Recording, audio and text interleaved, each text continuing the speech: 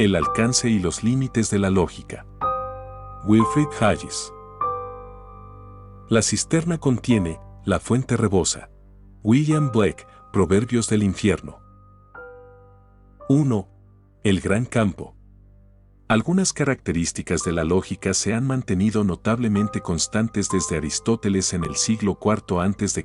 hasta los tiempos modernos. Podemos dividir el tema en tres grandes áreas. 1. Teoría de la inferencia. Aquí estudiamos los argumentos que se utilizan para justificar una afirmación sobre la base de otras. Muchos de estos argumentos caen en patrones de argumentos estándar y clasificamos los patrones. Este es el contenido de los primeros analíticos de Aristóteles, Avicena, secciones de varios textos medievales latinos, la dialéctica de Ramus, las leyes del pensamiento de Boole y cualquier cantidad de primeros cursos de lógica en la actualidad. La teoría de la prueba lleva el tema al nivel de investigación. 2. Teoría de la definición. Aquí estudiamos el uso de palabras o símbolos para identificar o caracterizar cosas. Las cosas pueden ser concretas o abstractas. Nuevamente, existen algunas formas estándar que dependen del tipo de cosa que se esté caracterizando. Las definiciones eran una herramienta estándar de los lógicos medievales, tanto de Oriente como de Occidente. Las encontramos discutidas por Pascal y Leibniz en el siglo XVII y por Frege y Peano en el XIX. El subtítulo de conjuntos y estructuras admisibles de Barwais es una aproximación a la teoría de la definibilidad. La teoría de conjuntos y la teoría de modelos giran en torno a cuestiones de definibilidad. La semántica formal también pertenece aquí. 3. Lógica aplicada. Aquí aplicamos 1 y 2 como herramientas para analizar o resolver problemas prácticos. Para Aristóteles, las principales aplicaciones eran en la explicación científica y en el debate. Existen contrapartes modernas para ambas aplicaciones. La búsqueda de pruebas, esto es, métodos para construir argumentos sobre la marcha con el fin de probar conclusiones dadas, fue una parte importante de la lógica para Boecio en el siglo VI. Hoy forma uno de los principales mecanismos de programación lógica. Hoy en día también aplicamos la lógica para enseñar habilidades de escritura persuasiva y en el diseño de chips lógicos integrados. La lógica nyaya de la India claramente pertenece a este patrón general, aunque hay cierto debate sobre si ubicarla con 1 como teoría de la deducción o con 3 como teoría de la explicación científica. Matilal la presenta como el estudio de argumentos y patrones de inferencia que involucran la ubicación física de propiedades. Sé demasiado poco sobre la historia cultural china como para comentar el lugar de la lógica en esa tradición. Las materias académicas se identifican en parte por vínculos sociales y el intercambio de métodos. En los últimos 100 años, la estadística ha desarrollado sus propias características y comunidades, y nadie la ubica ahora dentro de la lógica. La teoría de la computabilidad tiene fuertes vínculos con otras partes de la lógica matemática y normalmente se la considera parte de la lógica, pero esto podría cambiar si la materia diera un giro hacia la combinatoria. En la actualidad, la ciencia cognitiva se distingue claramente de la lógica por sus métodos, pero es probable que algunos temas de interés común entre las dos se vuelvan más accesibles durante el próximo siglo. 2. Definiciones de lógica. Si queremos una definición rápida de la lógica en pocas palabras, sería difícil mejorar la definición de Kiloarby de alrededor de 1250. 1. El objeto de la lógica es el razonamiento. Kiloarby consideró que esto también incluye la teoría de la definición, porque el razonamiento necesita definiciones. Se podría añadir que la lógica estudia el buen razonamiento, no el malo. Tal vez no haga falta decirlo, los profesores de piano te enseñan a tocar bien el piano, no a tocarlo mal. Pero en cualquier caso, muchos lógicos han estudiado malos argumentos. Aristóteles dio conferencias sobre la habilidad de producir argumentos que no sean válidos pero que sean lo suficientemente plausibles como para engañar al menos a algunas personas.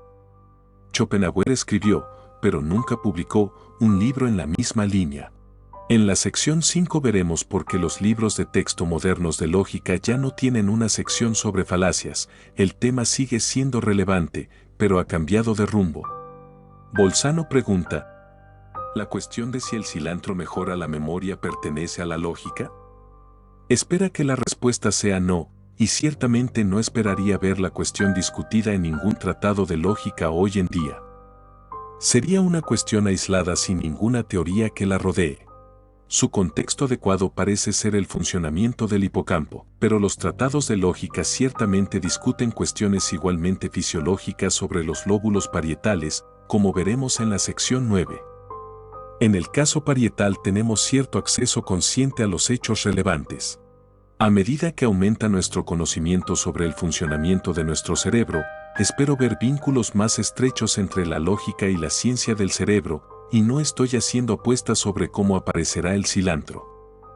Siempre habrá gente que denuncie partes de la lógica como lógica no real, o corrupta, o charlatana.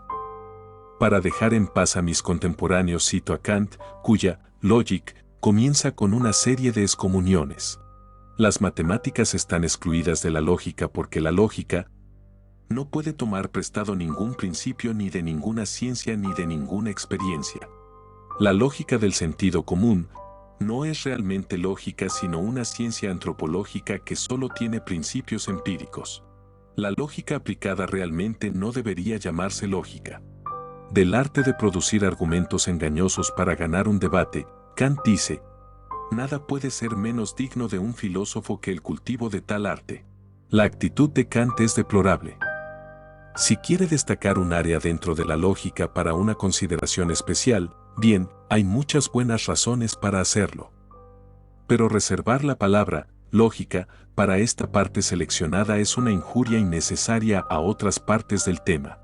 En cualquier área de la lógica se pueden realizar trabajos superficiales o incompetentes, y la mayoría de las áreas permiten trabajos de alta calidad.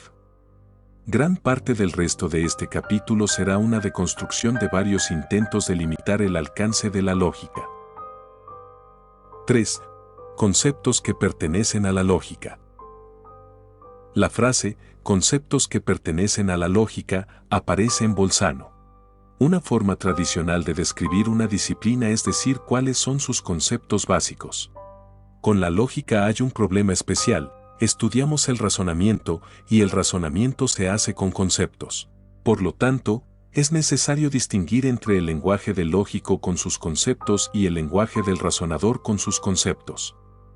Por conveniencia, llamaremos al lenguaje del lógico metalenguaje y al lenguaje del razonador lenguaje objeto. Varios lógicos en diversas épocas han ofrecido listas de conceptos pertenecientes a la lógica. A veces se trataba de listas de conceptos del metalenguaje. 2. El lógico o dialéctico puede razonar en toda ciencia especial y en toda materia, pues los conceptos comunes de los que se ocupa el dialéctico, por ejemplo, género, especie, etc., y los modos de conocimiento y argumentación, se encuentran en toda materia. 3. Como el fundamento de todo este procedimiento es la posibilidad de que formemos la concepción de clase, la lógica que determina las formas y leyes de tal procedimiento puede decirse que es el desarrollo científico de la noción de clase. A veces eran conceptos del lenguaje objeto. 4.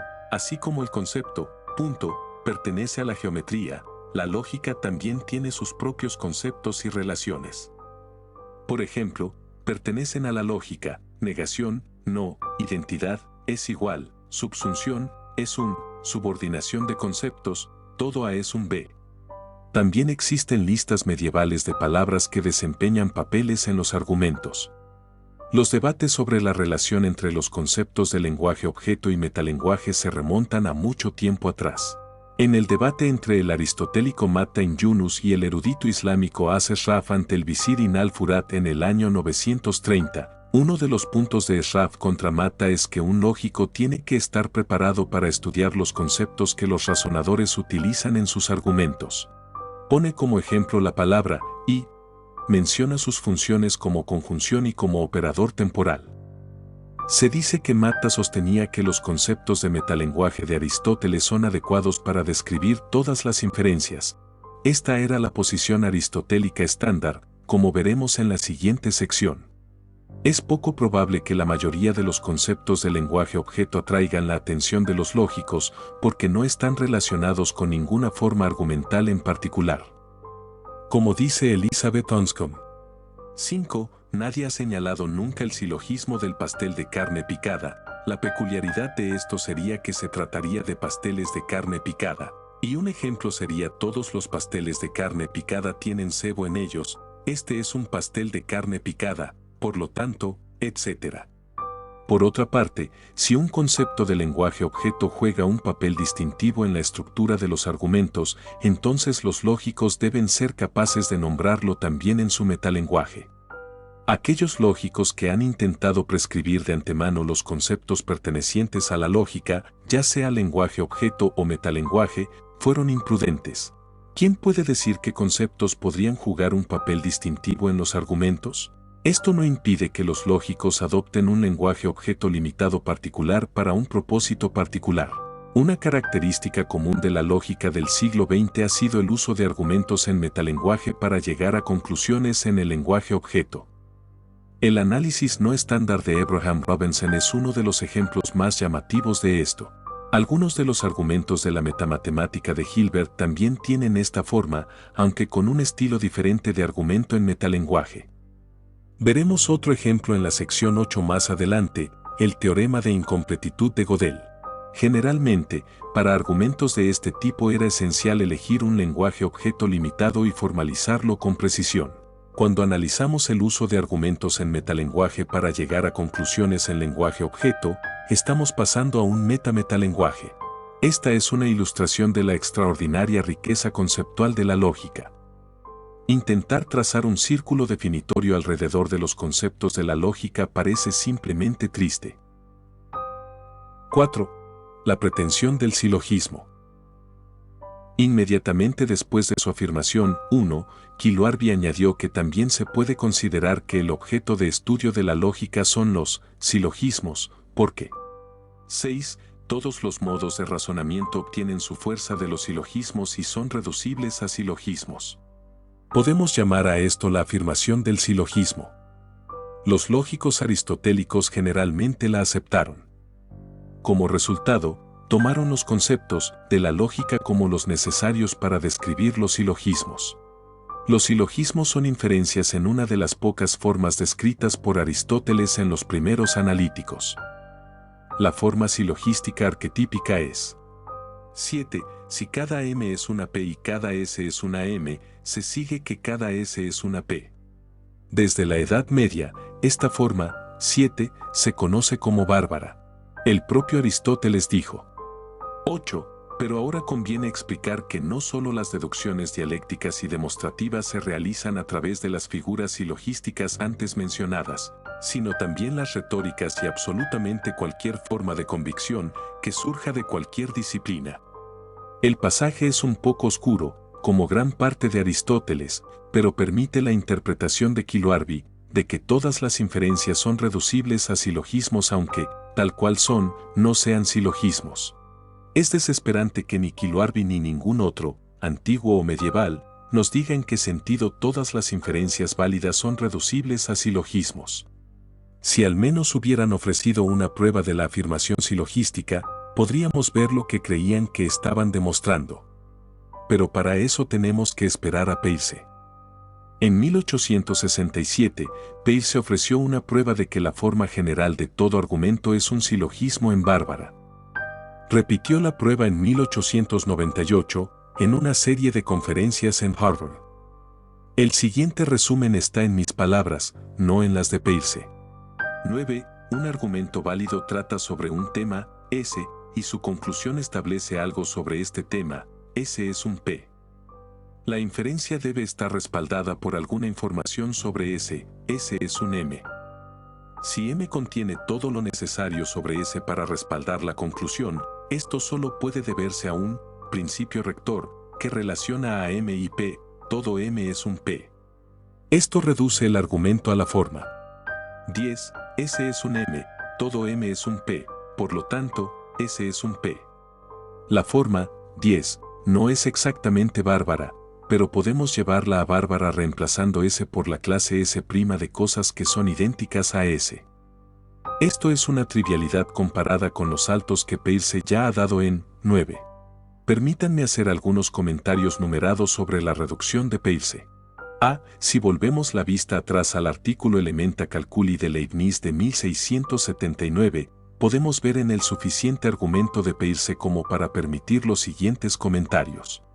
Cuanto más sabemos sobre el sujeto S, más trivial puede ser la cláusula todo M es un P. El caso límite es aquel en el que podemos definir S con suficiente detalle para especificar todas sus propiedades. Para la geometría, la moraleja es que debemos tratar de definir estructuras geométricas, con definiciones adecuadas. Todo tratamiento matemático posterior de estas estructuras se vuelve lógico. En apoyo de esta idea, Leibniz señala que Arquímedes eliminó uno de los axiomas de Euclides al definir la noción relevante. Poco después de publicar un libro sobre la filosofía de Leibniz, Bertrand Russell dio lo que ahora reconocemos como una descripción de la geometría basada en la teoría de modelos. Este fue un caso de prueba para la afirmación de Russell de que las matemáticas puras son la clase de todas las proposiciones de la forma P implica Q, donde P y Q son proposiciones que contienen una o más variables, las mismas en las dos proposiciones, y ni P ni Q contienen ninguna constante excepto constantes lógicas. De modo que, incluso en toda su crudeza, el análisis de Peirce puede brindar una verdadera comprensión de la relación entre las matemáticas y la lógica. Obviamente, la reducción de Peirce no es toda la verdad sobre la lógica. Pero ¿qué es lo que se le ha escapado? Una vez más, Leibniz pone el dedo en la llaga. 11. También debe tenerse en cuenta que hay inferencias no silogísticas válidas que no se pueden demostrar rigurosamente en ningún silogismo a menos que se cambien un poco los términos, y esta alteración de los términos es la inferencia no silogística. Exactamente. Eso mismo se aplica en lógica elemental cuando validamos un argumento en inglés traduciéndolo a notación de cálculo de predicados de primer orden. La traducción en sí misma es una inferencia que no es de primer orden. Podemos formalizar más pasos de inferencia en lógica de primer orden que en silogismos, pero esta es una diferencia de grado, no de tipo. El propio Peirce señala otra importante reserva. El problema reside en el principio rector. Antes de la reducción, el argumento original infería que S es un P a partir de la información de que S es un M. Si esta es una inferencia sólida, dice Peirce, entonces debe haber un principio general que respalde inferencias de este tipo, y este principio general es lo que escribimos como todo M es un P. Pero, está claro que solo estamos autorizados a inferir de ser un M a ser un P cuando todo M es un P. Peirce nos dice que no leamos el principio rector en un sentido estricto, es decir, literalmente, sino como expresión de que alguna relación general entre M y P justifica el paso de la premisa a la conclusión. No es necesario explicar esto hoy, los argumentos por defecto y los argumentos probabilísticos son familiares, por no mencionar varios tipos de inferencia científica. La lógica deductiva es un caso especial en el que podemos leer el principio rector de manera literal. Comparándose con Arquímedes, Peirce describió su análisis de la afirmación del silogismo como el punto de apoyo, desde el cual comenzar una doctrina de la inferencia. Creo que merece un estudio más profundo. 5. Patrones de razonamiento. Ninguna disciplina académica puede sobrevivir a base de hechos aislados. Incluso en historia tenemos que poner los hechos en su contexto adecuado y discernir el panorama más amplio. Afortunadamente, la materia prima de la lógica nos sale al paso.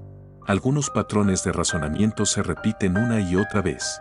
Tomemos como ejemplo la transitividad de si, entonces. 12. Si P entonces Q, si Q entonces R, por lo tanto, si P entonces R.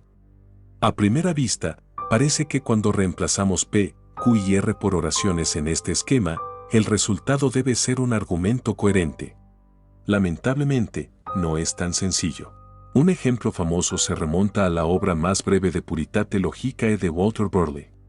13. Si digo que eres un burro, entonces digo que eres un animal. Si digo que eres un animal, entonces digo la verdad. Por lo tanto, Si digo que eres un burro, entonces digo la verdad. Así, pues, la forma sintáctica, 12, no es garantía de coherencia.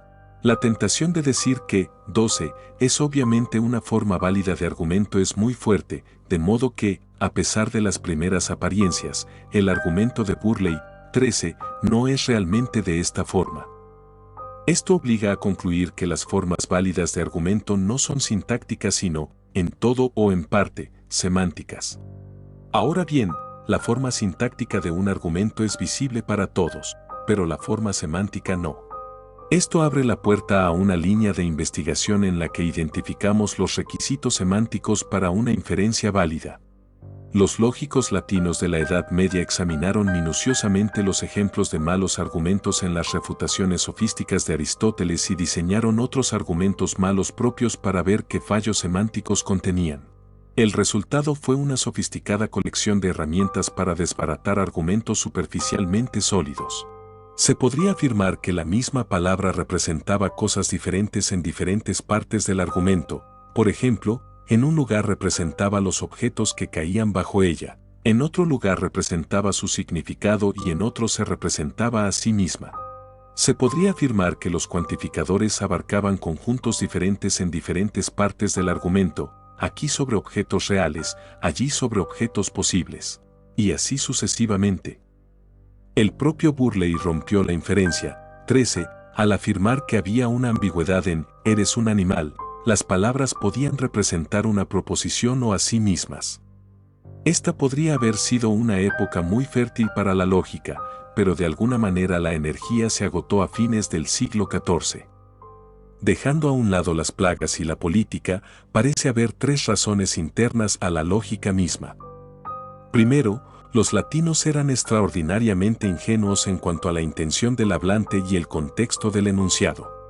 Esto hizo que fuera fácil ofrecer varias refutaciones igualmente plausibles de un mismo argumento e incluso construir refutaciones de argumentos perfectamente buenos. Los humanistas del Renacimiento podían quejarse con justicia de que los escolásticos habían perdido la capacidad de reconocer un argumento válido. Así lo hizo Tomás More en 1515, después de dar páginas de ejemplos para apoyar su caso. 14. Cuando los herejes estén preparados con los mismos recursos que los teólogos escolásticos y entrenados para jugar los mismos juegos, ¿cuándo cederán? Apuesto a que no pronto, si muestran el mismo desprecio por un montón de ramitas que por una gran cantidad de silogismos. La moraleja es que no se puede esperar evaluar la validez de un razonamiento sin una cierta apreciación del funcionamiento del lenguaje en el que se lleva a cabo el razonamiento. Esta es una de las razones por las que la semántica es una herramienta esencial para los lógicos. En este punto entró en juego la segunda razón del fracaso medieval. A pesar de los mejores esfuerzos de los modistas de finales del siglo XIII, los medievales latinos nunca crearon una teoría exitosa de la sintaxis. Sin una sintaxis sistemática no se tiene la base para una semántica sistemática. Los escritos de Occam de principios del siglo XIV están llenos de observaciones semánticas, pero no se unen. No hay forma de trabajar con el texto de Occam para construir los significados de frases complejas a partir de los de las palabras. La tercera catástrofe se produjo a su vez. Mientras los modistas se esforzaban por explicar la sintaxis de la frase, Sócrates y Platón, los nominalistas los atacaron con un aluvión de preguntas metafísicas que no tenían nada que ver con el asunto. Un ejemplo típico, de Eurifaber, en torno a 1330, era: toda cosa posible es una sustancia o un accidente, es, entonces, un modo de significar una sustancia o un accidente. La ciencia no era lo bastante fuerte para resistir la embestida. Parte del argumento nominalista era que toda la estructura lógicamente significativa de las oraciones se encuentra en el nivel de las palabras mentales. Una espesa neblina de lógica del lenguaje mental se apoderó de Europa desde mediados del siglo XIV hasta mediados del siglo XIX. Leibniz y unos pocos lógicos más se opusieron a la tendencia. Leibniz vio una forma completamente novedosa de abordar casos problemáticos como el de Burley. 13. Inventar un lenguaje en el que no ocurran. No es en absoluto obvio que esta estrategia pueda funcionar. El problema es la semántica. ¿Cómo podemos usar el inglés, con su semántica contaminada, para definir la semántica impecable del nuevo lenguaje. Creo que Kreisel comparó una vez esta cuestión con el problema de conseguir platos limpios combinando platos sucios y agua sucia. Contrariamente a las expectativas naturales, se puede hacer. La solución fue encontrada por generaciones de matemáticos que perfeccionaron su inglés, francés o alemán para lograr precisión. Una idea clave fue tomar expresiones como nombres de clases siempre que fuera posible. Entonces solo necesitamos una relación primitiva, a saber, la relación de pertenencia a una clase. Esta es la subsunción de la lista de Frege, 4. El primer lógico que llevó a cabo esta estrategia sistemáticamente fue Boole en 1847. Para él, la oración inglesa, ningún hombre virtuoso es un tirano, se traduce en una oración algebraica que dice, X es disjunto de Y, donde X, E, Y son nombres para la clase de hombres virtuosos y la clase de tiranos respectivamente. La referencia de X es fija a lo largo de un argumento, y X no juega ningún papel excepto a través de su referencia. Boole observó que la verificación de argumentos silogísticos, y más aún, se vuelve rutinaria en el álgebra de clases resultante. Por ejemplo, el enunciado teórico de clases.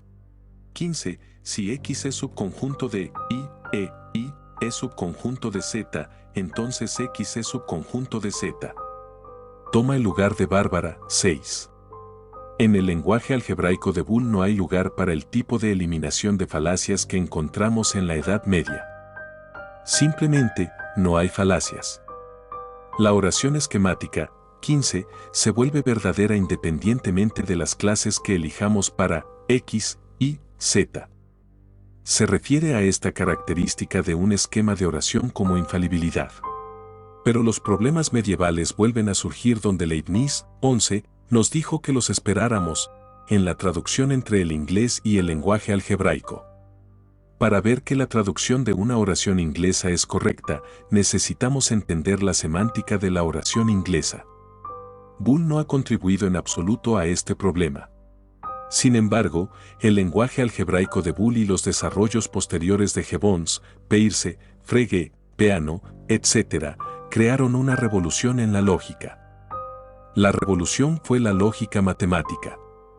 Durante mi propia carrera recuerdo, por ejemplo, el uso que hizo Tony Martin de los juegos en los grados de Turing para demostrar que omega 1 es medible según el axioma de determinación, y la definición de Hut-Rusovsky de grupos abelianos infinitos en conjuntos modulares fuertemente mínimos. En términos de imaginación y sofisticación, cualquiera de estos resultados supera cualquier cosa demostrada en lógica antes de 1900 por muchos órdenes de magnitud. En el caso de los argumentos matemáticos, el problema de la traducción a un lenguaje formal de la lógica suele ser mínimo, porque las matemáticas modernas ya son semiformales. En el entusiasmo por la lógica matemática, uno olvida fácilmente los problemas más antiguos del análisis de argumentos en lenguaje natural. Pero por diversas razones, algunos lógicos se vieron obligados a volver a examinar estos problemas en la segunda mitad del siglo XX. Sería una tragedia que estas investigaciones cayeran en las mismas trampas en las que cayeron los esfuerzos medievales. Pero la situación parece mucho más sana esta vez. En primer lugar, la teoría sintáctica es hoy un animal diferente de lo que era en la Edad Media. Tarski dijo en 1933 que sería imposible manejar la semántica de los lenguajes coloquiales mediante métodos exactos, sin imponer primero a estos lenguajes los rasgos característicos de los lenguajes formalizados. Hoy podemos elegir entre una gama de gramáticas del lenguaje natural que cumplen en gran medida el requisito de Tarski. En segundo lugar, los lógicos del lenguaje natural de hoy son mucho más realistas en cuanto a la relevancia del contexto para la interpretación. Los problemas en este ámbito siguen siendo graves, pero al menos se están abordando de frente. Las teorías semánticas basadas en ordenadores, que ahora se están extendiendo rápidamente por la web, ofrecen una especie de dosis de realidad. Los programas tienen que funcionar. En tercer lugar, los metafísicos de hoy todavía pueden realizar demoliciones a priori del trabajo científico, pero es poco probable que los organismos de financiación de la investigación y los editores de las revistas les presten mucha atención. Esto podría cambiar en un clima político menos amistoso, pero será más difícil obligar a este genio a volver a su botella una segunda vez. 6. Reducción a la lógica. En una serie de obras, Frege sostuvo que podemos conocer las verdades de la aritmética sobre la base de a. Definiciones sólidas a partir de conceptos sin contenido empírico, b. Verdades conocidas directamente, a las que llamó Urban-Reiten, y c. Pasos de inferencia innegablemente correctos. De hecho, afirmó haber demostrado todo esto dentro del lenguaje cuasi formal Begriffsschrift. Esto estableció, dijo, que la aritmética no necesita fundamentos de prueba ni de la experiencia ni de la intuición. Es un trabalenguas bastante largo y por supuesto la gente lo abrevió. La propia abreviatura de Frege fue que la aritmética es una rama de la lógica. Una abreviatura posterior describió el programa de Frege como logicista. Estos lemas tuvieron una consecuencia lamentable, que algunas discusiones sobre el programa de Frege se centraron en el uso adecuado de la palabra lógica. Si es solo una cuestión de nombre, ¿por qué debería importarnos? Si hay un problema real detrás de la etiqueta, entonces sería mejor decir cuál es el problema sin usar la palabra polémica. Por eso, en el párrafo anterior expresé la afirmación de Frege sin mencionar la lógica. Gracias a la paradoja de Zermelo-Roussel, hoy sabemos que no todas las Urban-Reiten de Frege eran verdaderas. Por tanto, estrictamente hablando, su argumento fracasó. Pero otros lógicos propusieron formas similares de derivar la aritmética que en líneas generales parecen funcionar. Whitehead y Russell en Principia Mathematica, Zermelo en la teoría de conjuntos, Lauber y Tierney en toposes. Para mayor claridad, me quedaré con Frege. En sus propias palabras, el objetivo de Frege era epistemológico. 16. La ausencia de lagunas en la cadena de demostraciones tiene el efecto de sacar a la luz todos los axiomas, presuposiciones, hipótesis o como se quiera llamarlo, que la prueba requiere. Esto nos da una base para juzgar la naturaleza epistemológica de la ley que se ha demostrado. Por supuesto, podemos hacer la misma pregunta, como sabemos, sobre cualquier disciplina, ya sea microeconomía o cosmología. Pero en otras disciplinas podemos devolver la pregunta a la lógica diciendo, sabemos esto por el siguiente razonamiento. En lógica no hay ningún otro lugar al que recurrir. Tenemos el razonamiento simple. En realidad, Frege no hace ninguna contribución, hasta donde yo sé, a la pregunta, como sabemos, sobre ningún supuesto básico particular o paso básico en el razonamiento. En cambio, expone el razonamiento en una forma que, según él, se descompone en sus átomos. Los filósofos de la lógica pueden examinar los átomos. El hecho de que sus Urban-Reiten no puedan ser todos verdaderos aún deja la pregunta, ¿cómo sabemos que el axioma 5 es el equivocado? Así que, para fines epistemológicos, su fracaso está lejos de ser total. Me parece que los átomos de Frege no son en absoluto homogéneos y plantean diferentes cuestiones epistemológicas. En un momento enumeraré algunas. Es posible que algún filósofo llegue a este material con una explicación general de una amplia clase de unidades básicas de razonamiento que incluya todas aquellas que son correctas en Frege. Podría entonces haber cierta tentación de decir que la explicación de este filósofo abarca la lógica genuina. Creo que deberíamos resistirnos vigorosamente a esta tentación. No hay razón para que los epistemólogos de la lógica nos impongan sus clasificaciones al resto de nosotros. Pero, en cualquier caso, no creo que existan todavía explicaciones globales convincentes de este tipo, por lo que la pregunta es prematura.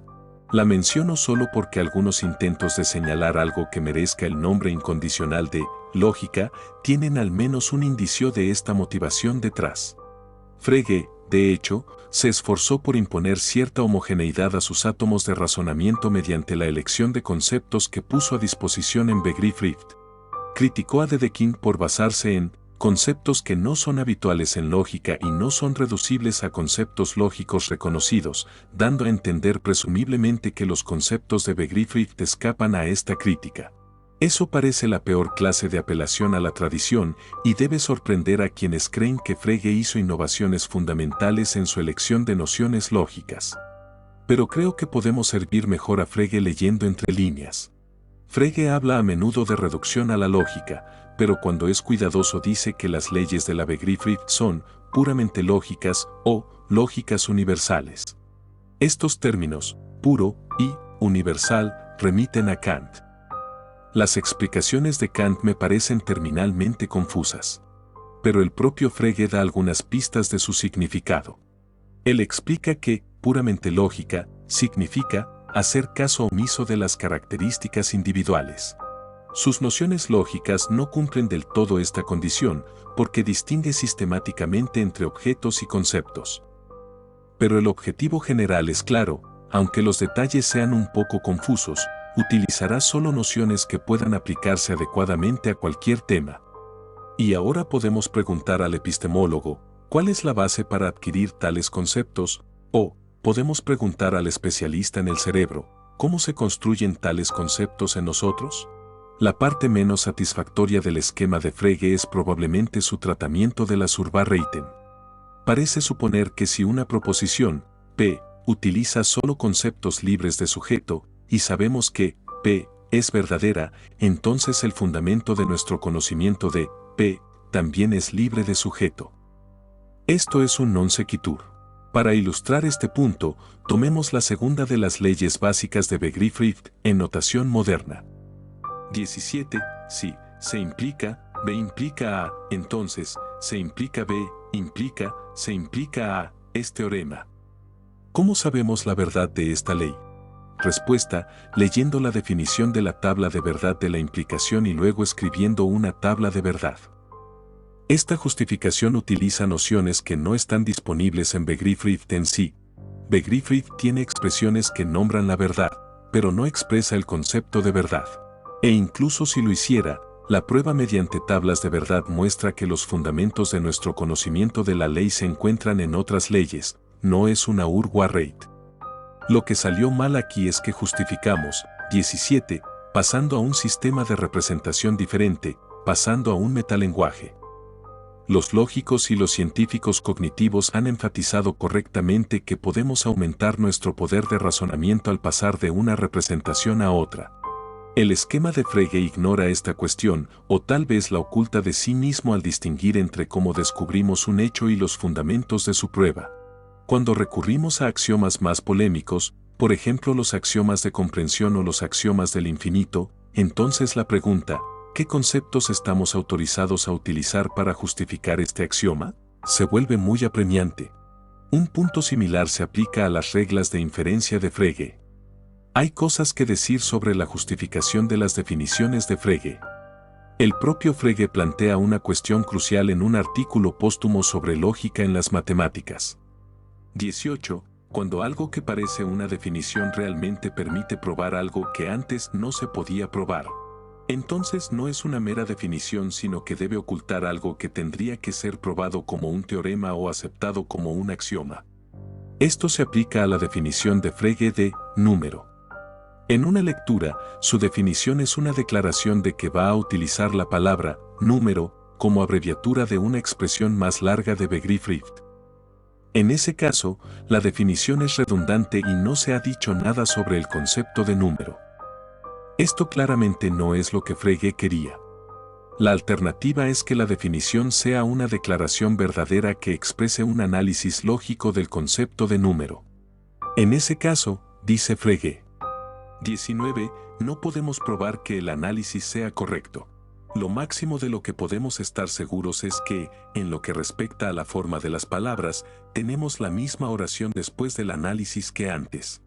Pero que el pensamiento en sí mismo siga siendo el mismo es problemático.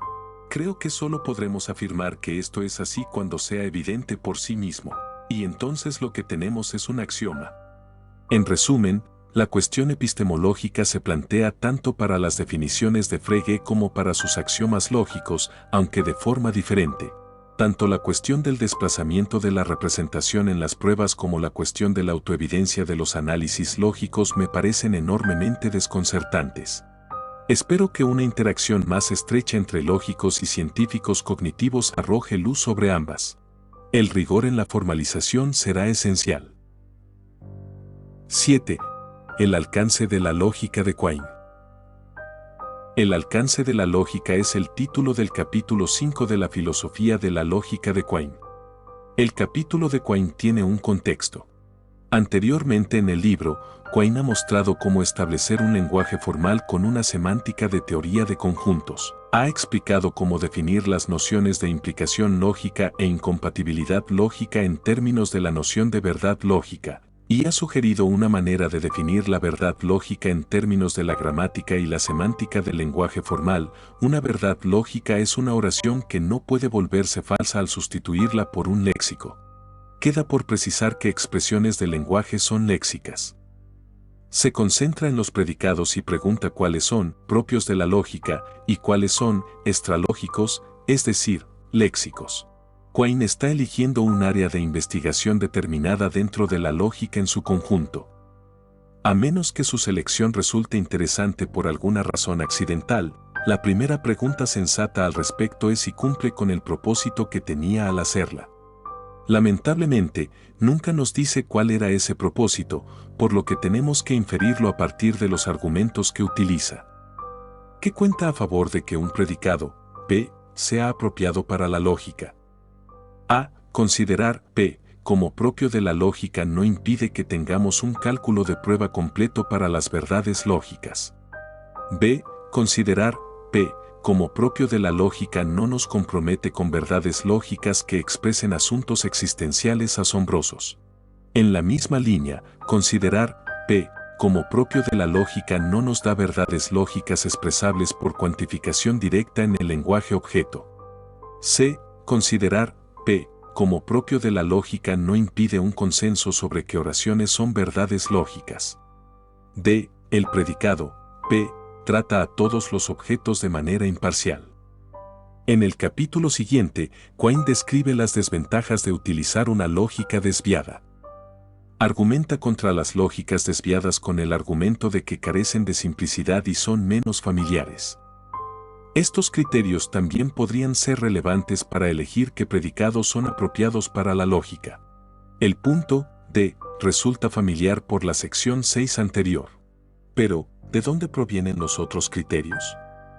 Cuando leí a Quine por primera vez, me desconcertaron. Creo que sugerí en algún lugar que el valor de la pregunta de Quine era: ¿qué sistema formal de lógica deberíamos enseñar en las clases de lógica de los estudiantes universitarios? Solo más tarde me encontré con la definición de Bolzano de la lógica como la ciencia que nos muestra cómo presentar las ciencias en libros de texto adecuados. Como conozco más de la historia de la lógica que antes, creo que puedo poner la pregunta de Quine en un contexto en el que sus criterios tengan sentido, pero no puedo garantizar que sea la única manera de resolver el rompecabezas. A principios del siglo XX, varias tendencias convergieron en un consenso sobre la metodología adecuada para las disciplinas deductivas. A modo de nombre, llamo a este consenso el paradigma logístico. Cada disciplina debería tener sus propios conceptos primitivos y sus propios axiomas. Estos deberían poder expresarse en algún lenguaje formal adecuado. La disciplina debería desarrollarse añadiendo conceptos mediante definiciones formales y añadiendo teoremas mediante derivaciones formales. En esta forma, la disciplina se denominó teoría deductiva. Se pueden encontrar descripciones de esta metodología en Hilbert, Bale, Tarski y Church. ¿Cuál debería ser el cálculo de pruebas formales? Tarski dejó esto abierto. Cada teoría formal debería venir equipada con sus propios axiomas lógicos y reglas de inferencia, y estos no necesitan ser los mismos en todos los sistemas. Para una teoría formal particular, Hilbert propuso una regla de prueba con infinitas premisas. En otra dirección, varios autores destacaron las ventajas de tener una noción de derivación que sea efectiva, al menos en el sentido de que el conjunto de teoremas deducibles sea efectivamente enumerable. Por ejemplo, Church sostuvo que, en la medida en que los requisitos de efectividad fallan, el propósito de la comunicación se ve frustrado, porque la teoría formal no logra comunicar sus teoremas a sus usuarios. Un argumento más técnico con la misma conclusión fue que las metamatemáticas de Hilbert solo podían aplicarse a teorías con un sistema de prueba de un tipo estándar. Habría ventajas obvias si todos los científicos deductivos pudieran ponerse de acuerdo en utilizar la misma lógica, de modo que las diferencias entre una teoría deductiva y otra residieran en los conceptos primitivos y los axiomas no lógicos. También sería útil que el consenso lógico incluyera solo cosas que todas las teorías tienen que asumir, de modo que las afirmaciones especiales de una disciplina no se introduzcan furtivamente en otras. En el contexto del paradigma logístico, todos los criterios de Quine tienen perfecto sentido. Quine supone que nos dedicamos a establecer sistemas formales para hacer frente a cualquier rama del conocimiento que queramos formalizar. La lógica debe mantenerse pequeña y no controvertida, y el conjunto de verdades lógicas debe ser computablemente enumerable. La simplicidad, la familiaridad y la evitación de cuestiones controvertidas son méritos de una lógica que la comunidad va a aceptar utilizar para todas las ciencias. El problema es que, en 1970, todos, excepto Quine, habían abandonado el paradigma logístico. No creo que se derrumbara bajo un asalto en particular, como los muros de Jericó. Pero Stegmuller señala la impracticabilidad del paradigma. 20. Pero supongamos que Bourbaki hubiera decidido utilizar, como lenguaje universal de las matemáticas, la teoría de conjuntos formalizada en lugar de la teoría de conjuntos informal para su pretendida reconstrucción de las matemáticas modernas en términos precisos. Los volúmenes de Bourbaki se parecerían entonces, por ejemplo, al último capítulo de la lógica matemática de Schoenfeld. Realmente me temo que los volúmenes de Bourbaki no existirían, al menos no todavía, ya que en lugar de haber publicado más de 20 volúmenes, Bourbaki todavía estaría trabajando en su primer volumen. La teoría informal de conjuntos de primer orden de Zermelo-Fraenkel sobrevive como la base aceptada por la mayoría de los matemáticos que se preocupan por los fundamentos. Cuando se necesita una teoría formal para un propósito particular, por ejemplo, para algunas metamatemáticas de estilo Hilbert como la eliminación de cuantificadores, se puede hacer el trabajo dentro del universo de conjuntos, pero la mayoría de los criterios de Quine serán irrelevantes para la elección de la lógica para la teoría. Y, por supuesto, están los libros de texto de lógica. Los criterios de familiaridad y simplicidad de Quine tienen mucho que decir en las clases de grado. La elección de la lógica clásica de primer orden como la lógica para enseñar a los estudiantes se debe tanto a los límpidos métodos de prueba de Gerhard Gentzen como a cualquier otra cosa. En resumen, la pregunta de Quine sobre el alcance de la lógica está muerta. Pero antes de abandonar el paradigma logístico, deberíamos considerar algunas cosas que Tarski dijo en relación con el mismo tema. 8. Nociones lógicas. En 1936, Tarski publicó un artículo en el que proponía una forma de definir la consecuencia lógica en el contexto de las teorías deductivas, es decir, el paradigma logístico. El artículo de Tarski distingue en varios puntos entre tres nociones de consecuencia lógica. La noción 1 es coloquial o común, y la noción 2 es la formalización de esta noción coloquial dentro del paradigma logístico. La noción 3 es su propia propuesta para hacer precisa la noción 1. Hoy en día la noción 2 es reconocible como consecuencia de la teoría de la prueba. Estrictamente puede diferir de una teoría deductiva a otra, pero había cierto consenso al menos acerca de las reglas para la lógica de segundo orden. La noción 3 es la consecuencia semántica actual. Gracias en gran medida al propio trabajo de Tarski, esta noción está ahora tan formalizada como la de la teoría de la prueba. Tarski afirmó que la noción 2 no logró agotar el contenido de la noción 1. Su prueba más contundente de esto fue el teorema de incompletitud de Gödel. Consideremos la lógica pura de segundo orden L, presentada como un sistema formal. En este sistema podemos definir los números naturales y demostrar todos los axiomas de la aritmética de Peano de primer orden. Así que, por los resultados de Gödel, suponiendo la verdad de los axiomas de L, podemos usar un argumento de metalenguaje para establecer la verdad de un enunciado en el lenguaje de L que no es formalmente demostrable en L. Esto muestra una ambigüedad en la noción de un enunciado demostrable de L, en un sentido estricto, significa una consecuencia teórica de la prueba de los axiomas de L, mientras que en un sentido más fuerte incluye enunciados de L demostrados en la metateoría. Este sentido más fuerte es abierto, otros argumentos en los que nadie ha pensado todavía podrían establecer aún más verdades en L. En opinión de Tarski, el sentido más fuerte está incluido en la noción 1, por lo tanto, la noción 1 es más amplia que la noción 2 y necesita ser precisada independientemente de la noción 2. Tarski tomó como punto de partida la noción de esquemas infalibles que encontramos en la sección 5 anterior. Supongamos que K es una clase de esquemas oracionales y X es un esquema oracional, y supongamos que cada posible asignación de referencias a las letras del esquema que hacen que todo K sea verdadero también hace que X sea verdadero. Hoy expresamos esto diciendo que X es una consecuencia semántica de K.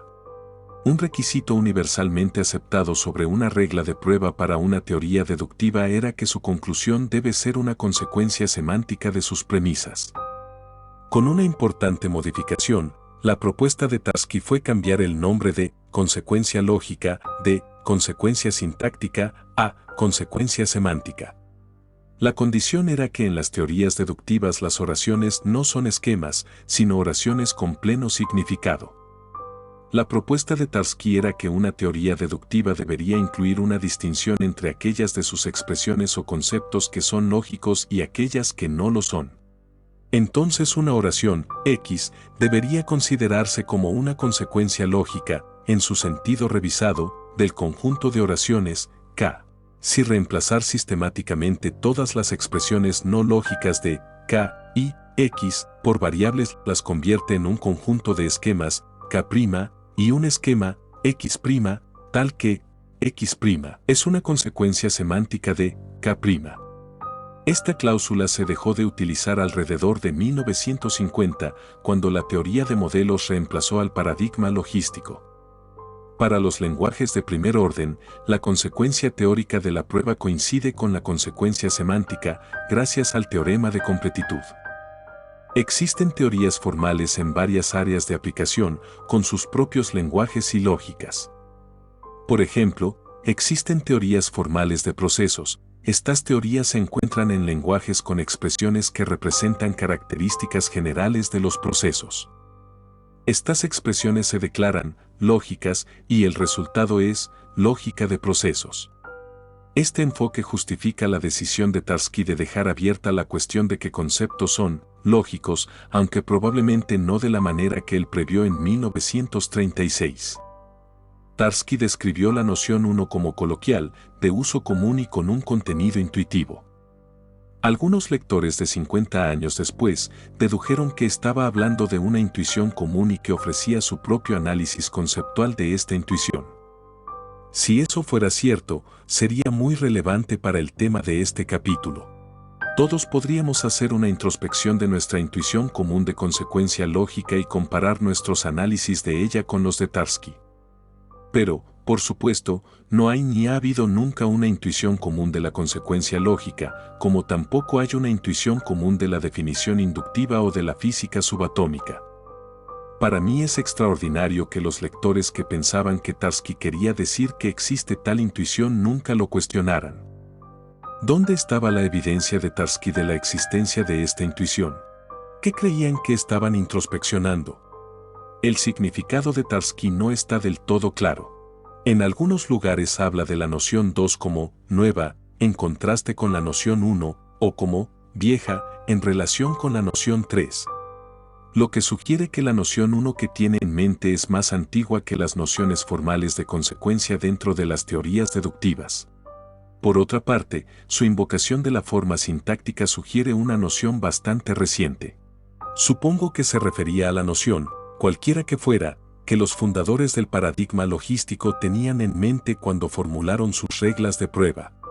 Esta noción puede haber sido solo de uso común dentro de la comunidad de lógicos y nunca fue coloquial, excepto en el sentido de que, como noción informal, tenía que expresarse en lenguaje coloquial.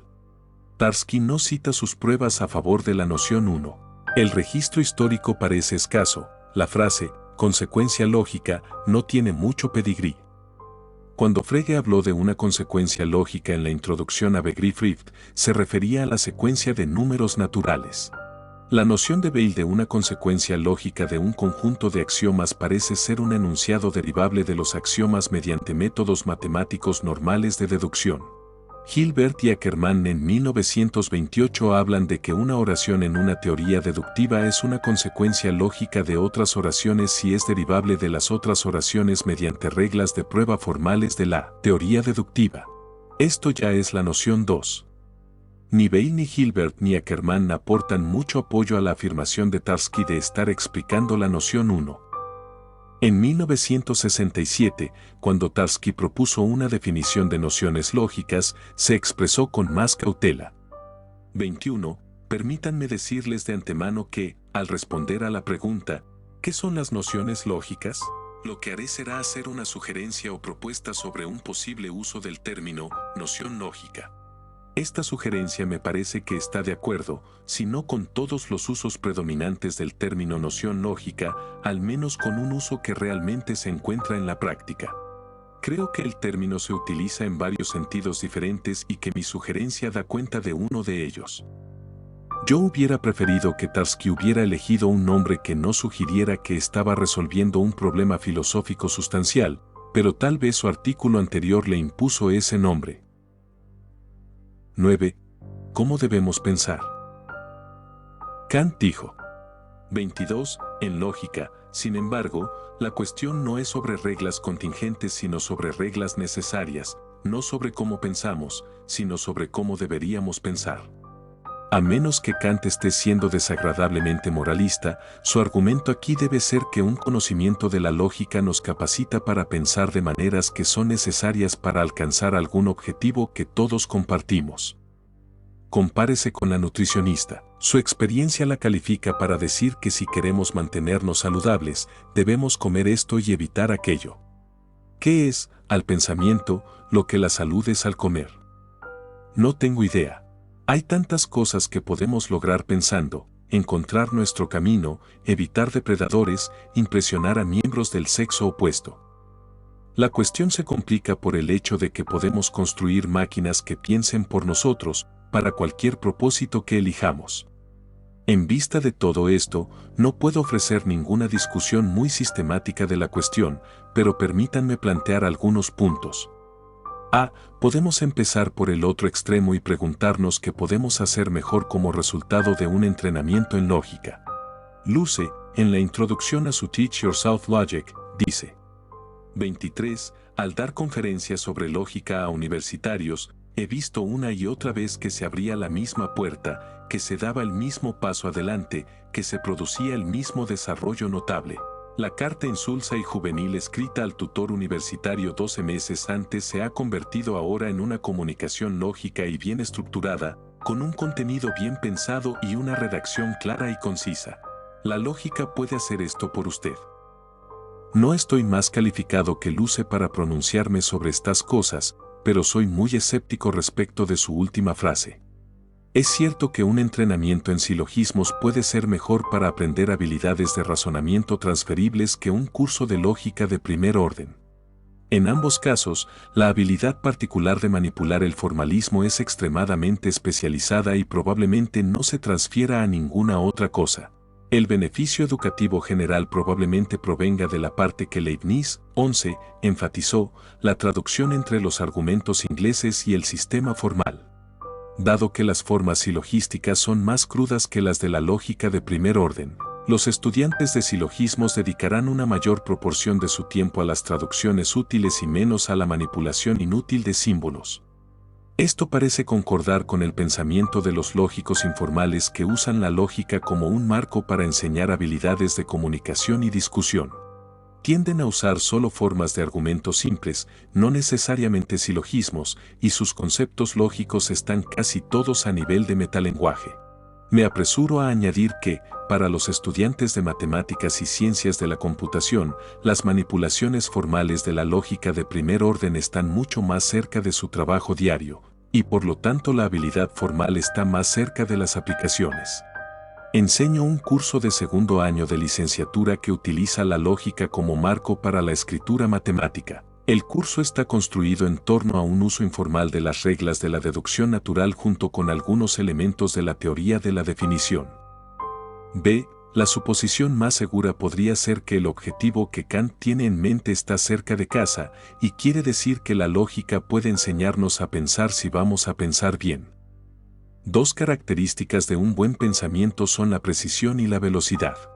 Ambos requisitos cobran importancia cuando se diseñan dispositivos críticos para la seguridad, por ejemplo, dispositivos lógicos programables para un sistema crítico. El Ministerio de Defensa del Reino Unido solía exigir que los sistemas críticos para la seguridad se validaran mediante métodos formales de lógica.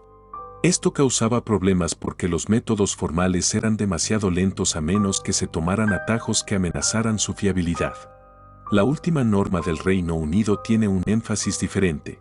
Ahora se exige al contratista que presente un argumento estructurado, respaldado por un conjunto de pruebas, para demostrar que el sistema es seguro para el uso previsto. No se dice nada sobre la forma del argumento. También se exige al contratista que calcule los riesgos y que lleve un registro de los fallos y los cuasi accidentes. Si pasamos de los chips que piensan a los humanos que piensan, entonces estamos hablando del comportamiento de los hemisferios cerebrales. Me limitaré aquí a la cuestión de la velocidad. Una de las razones por las que aparecen los diagramas de Euler en algunos textos de lógica es que permiten un procesamiento visual extremadamente rápido. Casi con toda seguridad la explicación se encuentra en los lóbulos parietales. Los lógicos también discuten cómo hacer cálculos simbólicos rápidos y eficientes en la página, por ejemplo, el golpe repentino en Métodos de lógica de Quine. C. En el apartado B hablé principalmente sobre el razonamiento de tipo técnico. Algunas personas han sostenido que no hay necesidad de enseñar lógica del tipo que utilizamos en las inferencias cotidianas, porque nunca cometemos errores lógicos en este tipo de razonamiento. Así lo hizo Descartes. 24. Para las deducciones puras, veo que no se puede ganar mucho con esas ataduras con las que los lógicos pretenden controlar la razón humana, aunque no negaría que son muy adecuadas para otras aplicaciones. De hecho, todos los errores a los que está sujeta la gente, no me refiero a los animales tontos, son en todos los casos el resultado no de una inferencia defectuosa, sino de una comprensión inadecuada de los hechos observados o de un juicio apresurado e injustificado. Ha resultado sorprendentemente difícil establecer qué es lo que sale mal, si es que sale algo mal, cuando se invita a las personas a razonar y parecen hacer algo diferente. ¿Entendieron mal las instrucciones o las oraciones? ¿O no estaban tratando de hacer lo que se les pedía? ¿O qué? Para resolver estas cuestiones se necesita una apreciación delicada tanto de los principios lógicos como de las realidades de una situación experimental. Felicito a Stanovich, su conclusión es que la gente comete errores de lógica proposicional, pero tiene razón en proceder con cautela. Donde Descartes ve un juicio apresurado, Stanovich señala los límites computacionales. Estos son tan relevantes para el razonamiento cotidiano como para el software crítico para la seguridad. No es útil decir que debemos pensar de cierta manera si esa manera de pensar está más allá de nuestra capacidad en el tiempo disponible. Hace unos años, una científica cognitiva estadounidense me invitó a unirme a ella en un proyecto sobre el uso del espacio de la memoria de trabajo en los argumentos a partir de suposiciones. Habría implicado realizar resonancias magnéticas a personas a las que les resulta difícil llevar a cabo tales argumentos. Lamento mucho no haber tenido tiempo para aceptar esta oferta. D. El estudio de cómo las personas realmente razonan ayuda a descifrar algunas descripciones erróneas de la lógica. Solía ser común decir que el objetivo principal de la lógica es llevarnos a creencias verdaderas. Pero considere este informe de un intercambio entre un experimentador de la Universidad Estatal de Moscú y un campesino analfabeto de Kashgar llamado Abdurrahman. Experimentador. En el extremo norte, donde nieva, todos los osos son blancos. Nueva Zembla está en el extremo norte y allí siempre nieva. ¿De qué color son los osos allí?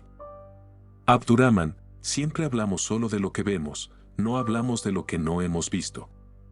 Experimentador. ¿Pero qué implican mis palabras? Abdurrahman, bueno, es así, nuestro zar no es como el vuestro, y el vuestro no es como el nuestro. A vuestras palabras solo puede responder alguien que estuvo allí, y si una persona no estuvo allí no puede decir nada basándose en vuestras palabras. Puedes hacer tu propio análisis de este diálogo, pero está claro cuál de los participantes aspira a la verdad, y no es el experimentador, sino la deducción válida. Obviamente, hay conexiones entre alcanzar la verdad y deducir válidamente, pero son indirectas y se malinterpretan fácilmente. A menudo se lee que Frege y Husserl eliminaron la psicología de la lógica a través de sus ataques al psicologismo. Esta descripción oscurece los hechos. Frege atacó el uso de la psicología en la lógica a lo largo de sus Grundlagen y en otros lugares. Generalmente su principal objetivo es la lógica incorrecta. Los Grundlagen tratan sobre cómo definir la noción de número. Frege señala correctamente que antes de abordar cuestiones de contenido, una definición de número debe tener al menos un formato apropiado. Este formato debe mostrar cómo el concepto número se vincula con otros conceptos en proposiciones que lo utilizan. Por lo tanto, al menos debe mostrar la estructura argumental, lingüística, del concepto. Está claro que tiene razón en que no podemos leer la estructura argumental a partir de una imagen mental. Pero contra Frege, este es un hecho sobre imágenes, no sobre mentes. Un diccionario infantil que define palabras por imágenes no nos dirá las estructuras argumentales mejor que una imagen mental. Y, a la inversa, tenemos el concepto, número, en nuestras mentes, estructura argumental y todo, hay más en nuestras mentes que imágenes mentales. En resumen, no hay ninguna razón de principio por la que un investigador psicológico competente de los significados de las palabras deba estar en desacuerdo con el análisis de Frege de la estructura argumental del número. El objetivo de Frege era un tipo de lógico psicologista, y hay que decir que el historial de los lógicos psicologistas, desde Pedro de Aigi hasta Sigwart, no es impresionante. Una de las peores características de su trabajo fue su inapropiada apelación a la introspección. Mencioné en la sección 8 que algunos lógicos filosóficos de hoy hacen apelaciones igualmente inaceptables a la introspección, aunque las cuestiones en su caso no son las discutidas por Frege. Por otra parte, Gödel no dudó en apelar a la introspección como fuente de conceptos y evidencias en lógica. Nadie va a describir el historial de Gödel en lógica como pobre. Así que tal vez la cuestión más importante que plantea la crítica de Frege es una cuestión metodológica sobre el uso adecuado de la introspección. Husserl abordó esta cuestión de manera más directa que Frege. Para Husserl, el objeto de estudio de la lógica consiste en algunas cosas que hacemos con nuestra mente. 25. Conceptos, juicios, silogismos, deducciones, inducciones, definiciones, clasificaciones, etc. Todo es psicología, excepto que están seleccionados y ordenados desde puntos de vista normativo y práctico. Su problema es cómo utilizar la evidencia introspectiva de estas operaciones de nuestra propia mente como base para el conocimiento de conexiones ideales y necesarias.